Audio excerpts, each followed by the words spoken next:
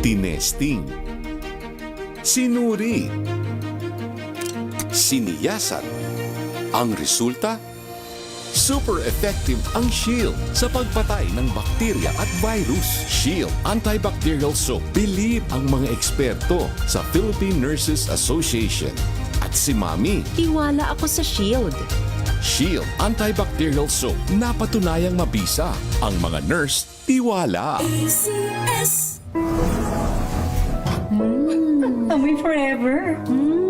Amoy LQ. Amoy New Kalat Berry Blooms. Amoy kalat, amoy good vibes. May nagbago. May arte. May budget. Akala nyo lang yon. So solid. White rose papaya, wow, white rose. White rose papaya, wow, white rose. White rose papaya. May glow up with a white rose papaya. White Rose Papaya. May puti power times 2 kasi may papaya at niacinamide. May shea butter and tea tree oil pa. Kutis sulit ang glow up. Glow up with a white rose papaya. White Rose Papaya. Kutis sulit ang glow up. ACS. Amoy forever. Amoy LQ.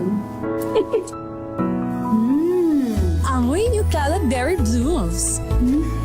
Amoy kalat, amoy good vibes.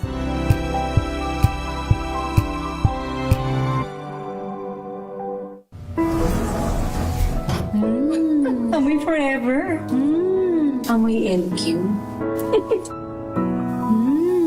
Amoy New Kalat Berry Blooms.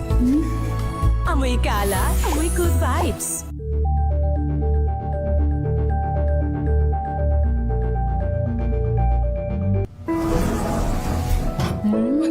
Amoy forever. Amoy LQ. Amoy New Kalat Berry Blooms. Amoy kalat, amoy good vibes.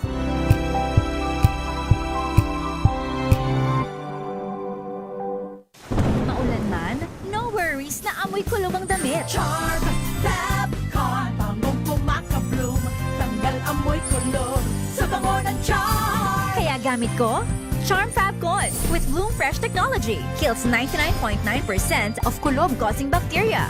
May aroma burst pa of thousands of flowers and berries. Ang sampay sa loob, no amoy kulob. Bangong pumakabloom sa charm. Charm Fabcon. ACS.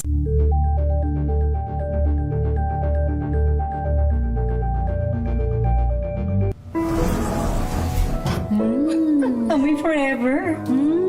Amoy LQ. Amoy New Kalat Berry Blooms. Amoy kalat, amoy good vibes.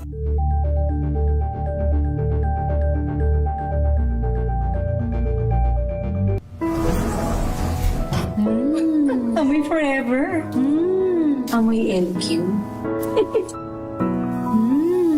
Amoy New Kalat Berry Blooms.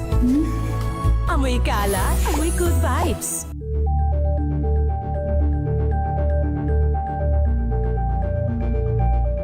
Hello, Washi! Laundry day na naman! Yay! Anong meron? Mancha ng chocolate, Oh. putik, may libag pa! Kaya natin yan! With Pride Washing Machine Detergent, may triple stain-away formula. Tanggal ang makapit, madikit, at malupit na dumit mancha. Kaya easy-easy ang labada. Mula noon hanggang ngayon! All you need is pride. All you need is pride. ACS.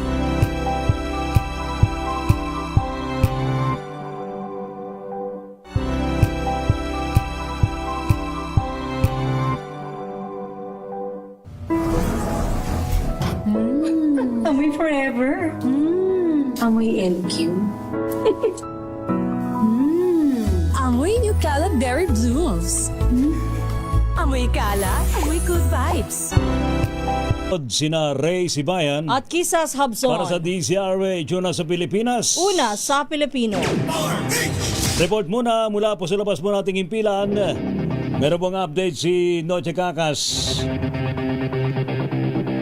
Yun daw pong tinatawag na termite gang nasukol Nabigo po silang pagnakawa ng isang bahay sanglaan.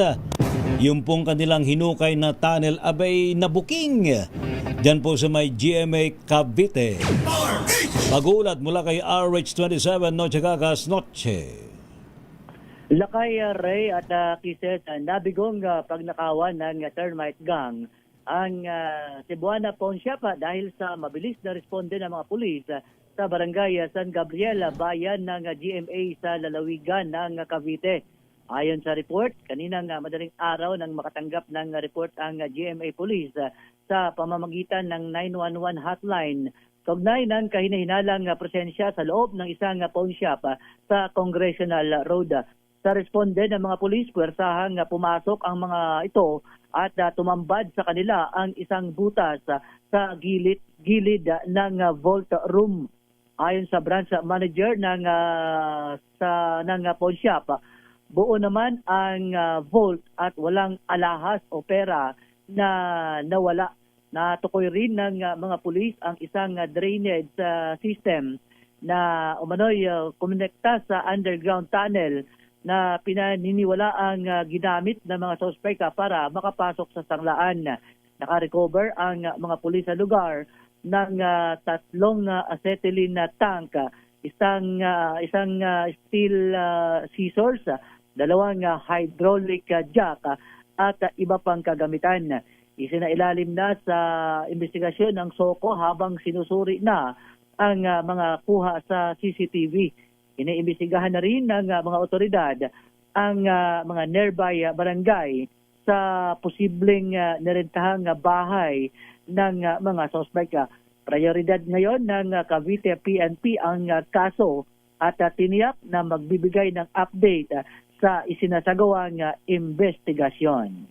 Arit sa 27, natika ka sa DCRH, una sa Pilipinas, una sa Pilipino. Samantala, dumako naman tayo sa Bulacan. Drug suspect arestado naman sa bayan ng Plaridel. Alamin natin ang detalye kay Federico Manalili. Yes, Mrs. Sateray, bago nga sa ating report, dalawang sunog ang sumiklab ngayong gabi lamang dito sa may area ng sa Malabon at Nabotas, magkatawirang lungsod lamang. Itong unang sunog ito sa Barangay Longos, Malabon, ganap na alas 5:47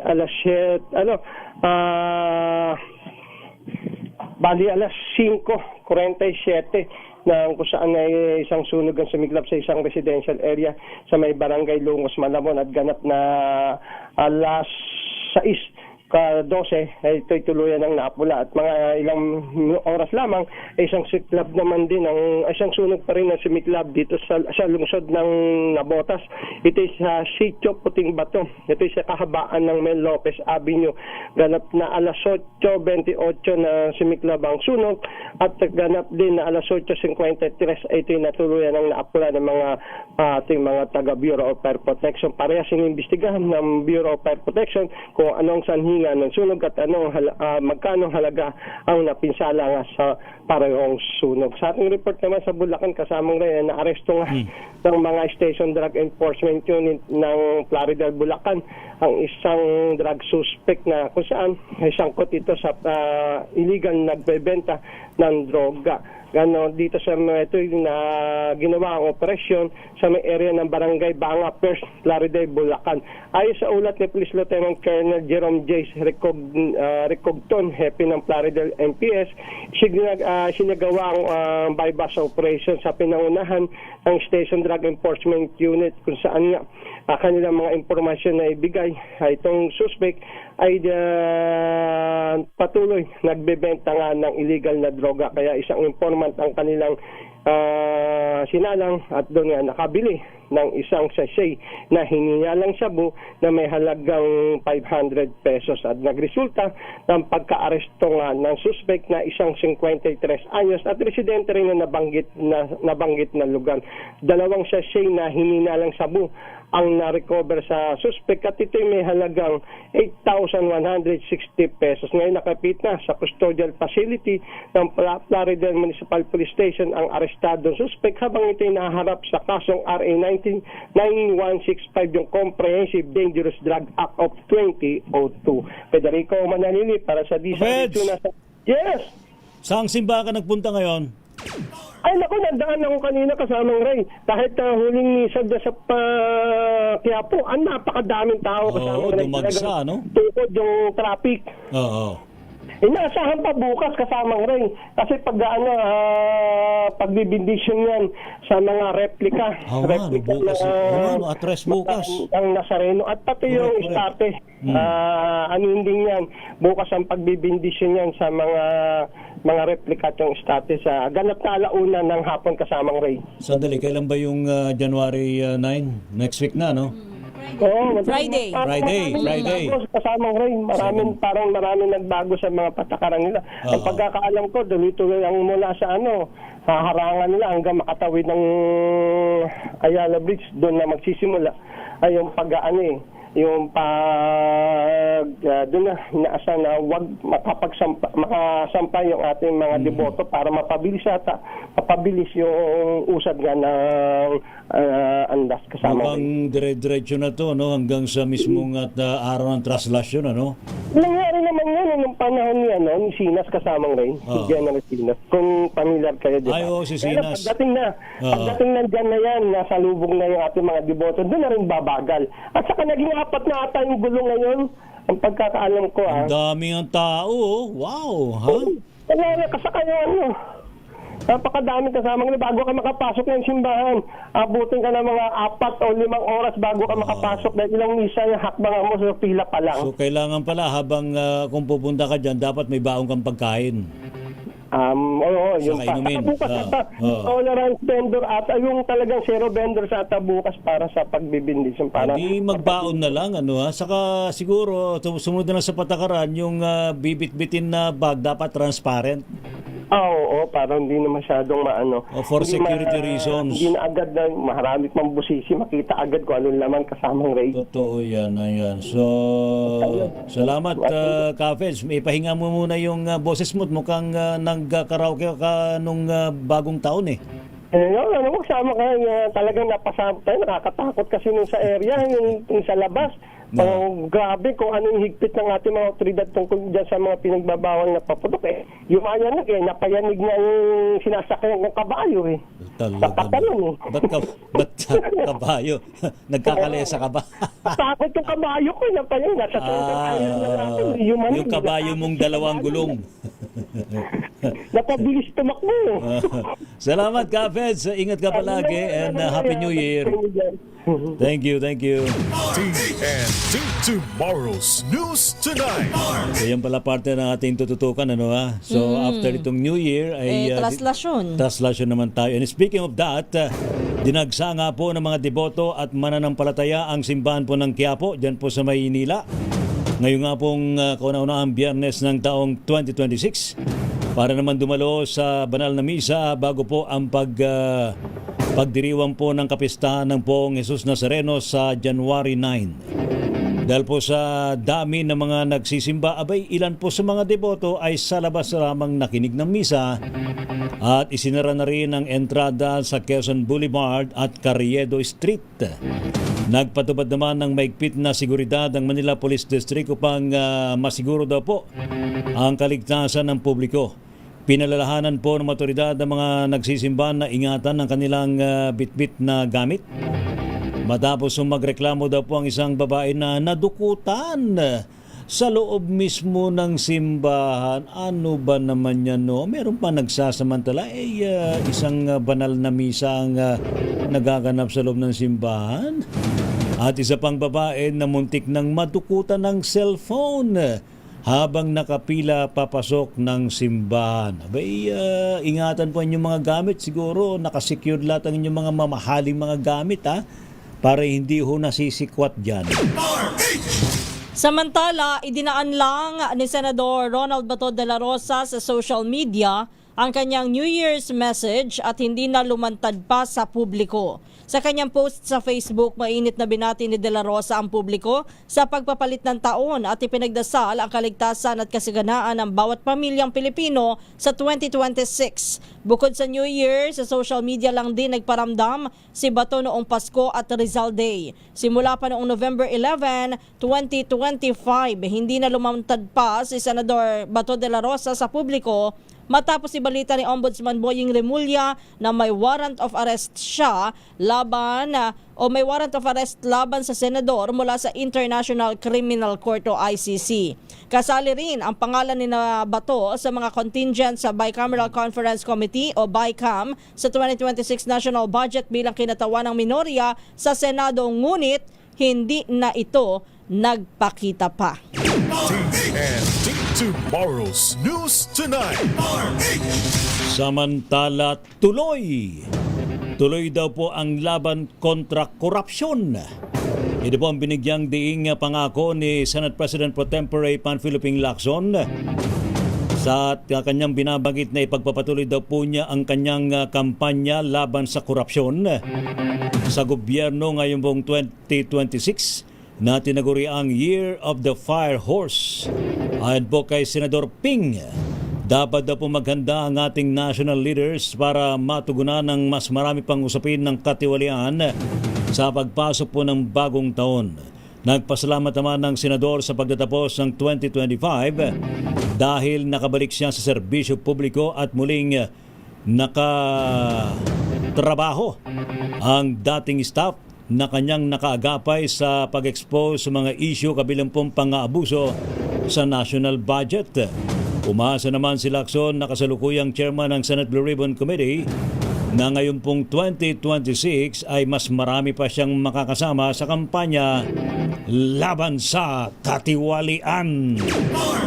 Mas mapapadali na ang pagtatayo ng mga classroom dahil nakapaloob na ito sa 2026 national budget. Yan po ang ibinigyan katiyakan ni Senator Sherwin Gatchalian na siyang chairman ng Senate Committee on Finance habang hinihintay ang paglagda ni PBBM sa 6.7 trilyong pisong national budget.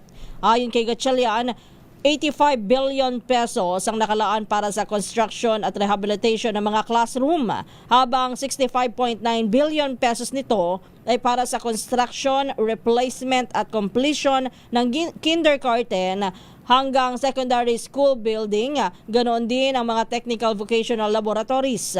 Maliban sa dagdag pondo, tiniyak din ng senador ang partisipasyon ng iba't ibang sektor sa pagtatayo ng mga classroom kumpara sa dati na lahat ay mula sa DPWH. TNT Tomorrow's News Tonight. Samantala, naisama ng mga Pilipino na natutukan ng pamahalaan ang pagpapababa ng presyo ng mga pagkain, paglaban sa korupsyon at paglikha ng mas maraming trabaho ngayong pong bagong taong 2026. Baya po sa latest Pulse Asia Survey na kinomisyon ng think tank na Stratbase, 38% daw po ng respondents ang nagsabing ang mas mababang presyo ng pagkain ang dapat na unahin ng mga lider gobyerno. Sunod ang pagbawas sa pag-alis ng korupsyon na may 31% at ang paglikha sa trabaho at kabuhayan na nasa 21%. Ayon po sa Stratbase, nakikita daw po ng publiko na magkaugnay ang problemang pang-ekonomiya at korupsyon dahil naman sa direkta itong nakakapekto sa presyo ng mga bilihin, serbisyo publiko at oportunidad sa trabaho. Ang nasabing survey ay sinagawa noong December 12 hanggang 15, 2025. Ibinida naman ng Malacanang na kumpleto na ang pamamahagi ng ambulansya ni Pangulong Ferdinand Marcos Jr. sa lahat ng 1,600 syudad at munisipalidad sa buong Pilipinas. Ayon po sa palasyo, ang mga ambulansya na ito ay may essential medical tools at supplies para sa agarang pagtugon sa mga pangangailangang medikal sa mga residente, lalo na sa mga liblib na malalayong lugar. Sa mga nakaraang distribusyon ng patients transport vehicle, sinabi po ng Pangulo na tuloy-tuloy lang ang pamimigay ng ambulansya sa pamamagitan ng Philippine Charity Sweepstakes Office o PCSO. Anya, kapag nakumpleto na ang pamamahagi sa lahat ng lungsod at lahat ng bayan sa buong bansa, ay pasisimulan naman ang second round ng distribution kung saan target ang malalaking lugar na nangangailangan ng karagdagang PTVs. Una nang sinabi po ni Pangulong Marcos na lahat ng LGU ay makatatanggap ng PTV, kaalyado man o hindi sa politika. TNT Tomorrow's News Tonight. Tinutugis naman ng otoridad ang dalawang pugante na nakatakas mula sa detention facility ng Immigration Bureau sa Muntinlupa City.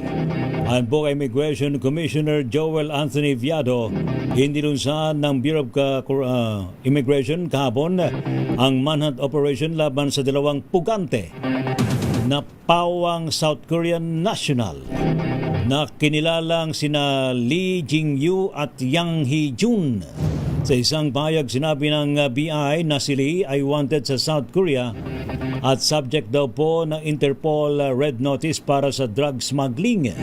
Naaresto naman ng Fugitive Search Unit si Lee Jing-yu sa Pasay noong November 17. Samantala si Yang naman ay subject din ng Interpol Red Notice para naman sa burglary, theft at iba pang mga kaso. Inaresto naman si Yang Hee-jun sa Angeles City, Pampanga noong 2022. Umapila po si Viado sa publiko ng tulong para mahanap ang dalawang pugante at humingi na rin ng tulong sa Bureau of Corrections at National Bureau of Investigation para maimbestigahan mabuti kung bakit ho nakatakas ang dalawang foreign fugitives na dalawang South Korean national. Mantakin mo, nakakulong na sa detention cell ng immigration. Natakasan. Nakatakas pa. Kaya minsan mahirap paniwalang nakatakas pinatakas. Baka. Ay, sus, apo. Samantala, hinarang naman sa Ninoy Aquino International Airport at pinagbawalan na makapasok ng Pilipinas ang dalawang dayuhang pugante noong Huwebes, January 1. Kinilala po ng Bureau of Immigration ang dalawa bilang sina Batulga Ganbold, Mongolia National at Erkan Mutlu, Turkish national. Ayon po sa BI, inalerto po ang mga immigration officer sa pagdating po ng dalawang dayuhan sa pamamagitan ng Advanced Passenger Information System. Sabi po ng Bureau, nagbibigay ng Advanced Intelligence Information ang APIS na nakatutulong po upang matukoy ang high-risk passengers bago pa man ang kanilang arrival. Si Ganbold, na galing sa Vietnam, ay may warrant of arrest sa South Korea para sa kasong may kinalaman sa droga, habang si Mutlu naman ay galing ng Japan, tumakas ng Turkey dahil sa kasong sexual exploitation at prostitusyon. So nakapasok sa Pilipinas? Hindi, naharang. Naharang naman Naharang to. sila. Talaga? Eh, sana wag naman makatakas sa detention cell ng TNT Tomorrow's News Tonight. Samantala, inilatag naman ng Armed Forces of the Philippines sa mga plano nito para sa 2026. Kaugnay po ng patuloy na pagtiyak ng seguridad ng mamayan at ng Estado. Sa bagong Pilipinas ngayon, sinabi ni Armed Forces spokesperson Colonel Francel Padilla, target daw po nilang matapos ang internal security operations at tuluyang mag-shift sa territorial defense. Anya itong dahilan kaya hindi sila nagdeklara ng anumang ceasefire nito pong holiday season. Samantala, binanggit din ni Padilla na inaasahan ng patuloy na pagpapalakas ang alyansa sa like-minded nations kasunod ng napirmang status of Visiting Forces Agreements at Reciprocal Access Agreement. Pagdating naman sa kakayanan, bukod sa maritime at aerial assets ay palalakasin pa ng AFP ang kanilang communication systems, command and control, maging ang kandaan sa cybersecurity at disaster resilience. Pinagsabihan naman ng Amerika ang China na itigil na ang military pressure nito sa Taiwan at lumahok na lamang sa makabuluhang dialogo. Sa pahayag ng US State Department na ibinahagi sa US Embassy dito sa Pilipinas, dumadagdag lang sa tensyon sa Indo-Pacific region ang military activities ng China. Iginit naman ng US na suportado nila ang pagsulong sa kapayapaan at stability sa Taiwan Strait at maring tinututulan ang tinatawag na unilateral changes sa status quo, kabilang po ang paggamit ng puwersa at coercion. Nagsagawa po ng military drill ang China sa paligid ng Taiwan noong Lunes, December 29, kung saan ay nag-deploy sila ng mga tropa, warship, fighter jets at artillery kaugnay ng kanilang Justice Mission 2025. Una rito itiniyak po ng Department of Foreign Affairs na may nakahandang contingency measures ang pamahalaan sakaling sumiklab ang gyera sa pagitan ng China at Taiwan. TNT Tomorrow's News Tonight.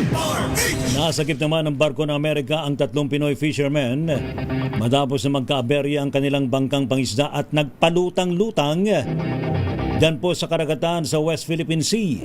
Ayon po sa US 7th Fleet, kasalukuyan daw po naglalayag ang USNS Cesar Chavez. Bah, Boss Cesar pala nandyan. Kapangalan pala ni CBC, ni Boss Cesar Chavez, ha?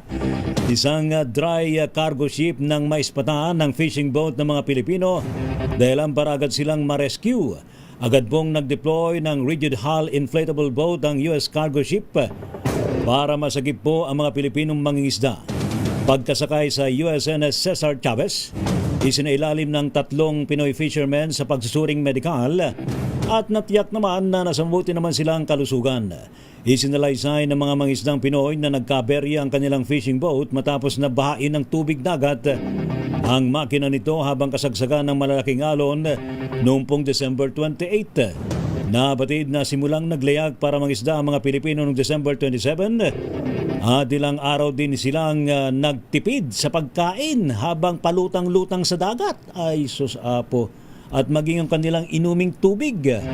Hanggang sa sila ay masagip nga po ng US cargo ship nitong bagong taon, January 1, 2026. Samantala, patay sa operasyon ng mga pulis ang suspect sa paghahagis ng granada sa Matalam, Cotabato sa pagsalubong sa bagong taon. Kinilala po ang pinaghihinalaan na isang alias Can.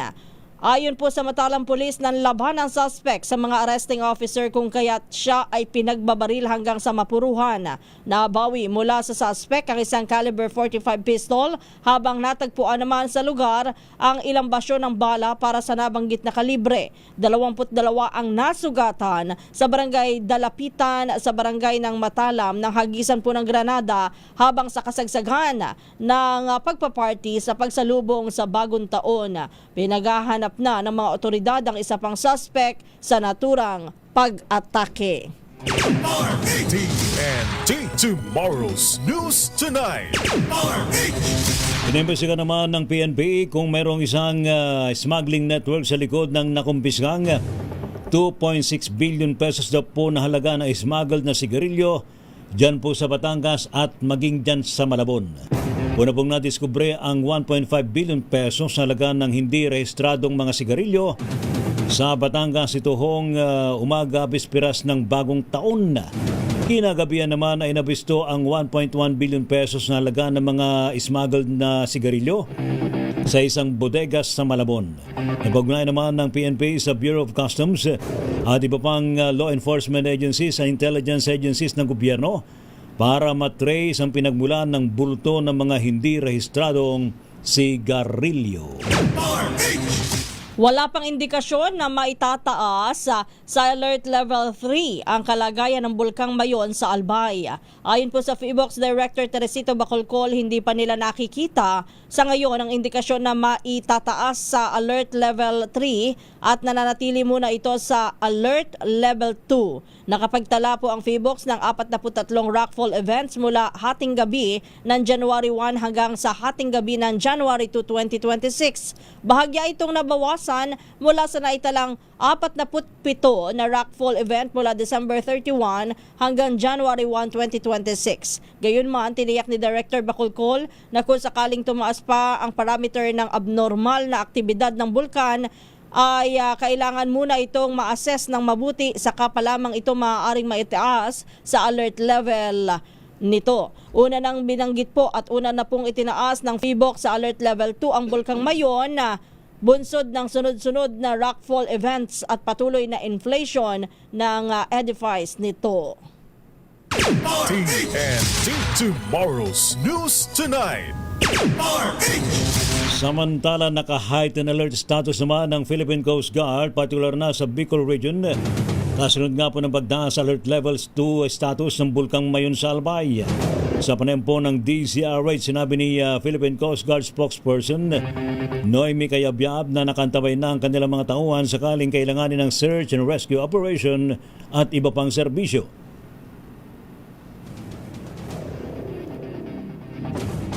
Narito si Cayabyab. Yes, Mami, tama po kayo. No? Sa direktiba po ng aming komandante na si Admiral Ronnie Hilgaban, ang lahat po ng deployable response groups sa area po ng Bicol, particularly sa Philippine Coast Guard po, ay nakataas na po ng heightened alert status in preparation po ito sa pagdedeklara ng alert levels 2 status ng Bulkang Mayon. So lahat po ng ating mga assets at mga resources po ay naka-standby at naka-activate na po upang magsagawa po kung kinakailangan ng search and rescue operation kasama po yung humanitarian assistance at pag-evacuate po ng ating mga kababayan kung kinakailangan na po. Yan po mga kaibigan, si Philippine Coast Guard spokesperson Noemi Cayabyab. Samantala, sa iba pa nating mga balita, nasawi po ang isang retired US Navy veteran sa Base District Hospital sa Samar nitong nagdaang salubong sa bagong taon.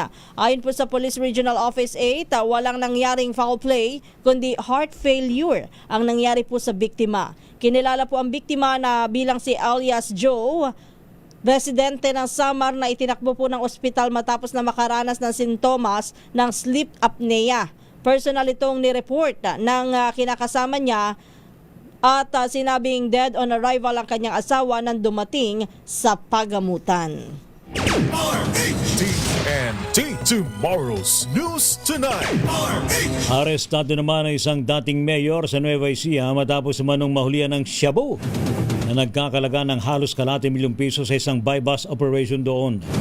Ayon po sa mga pulis, madaling araw on December 31, 2025 nang arestuhin ng 53 anyos na dating mayor sa barangay Kalipahan, Talavera, Nueva Ecija. Matagal naman ang minamanmanan ng pulisya ang dating alkalde at kabilang ito sa high value individual watch list. Bagaman at tinuturing mo siyang street level drug pusher. Kinumpirma rin ng pulisya ng suspect ay nagsilbing mayor ng Santo Domingo, Nueva Ecija mula taong 2007 hanggang 2010. Patuloy pang inimbestigahan ng otoridad ang pinagmulan ng manoy illegal na droga na posibleng nagmula sa National Capital Region at sa Bulacan. TNT Top News Trending Worldwide. Sa ating TNT Global News, 16 anyos na Italian golfer, unang nakilalang biktima daw po ng sunog sa isang bar sa Switzerland. Ang detalye niya ibabalita ni Wina Pearl Hesoro.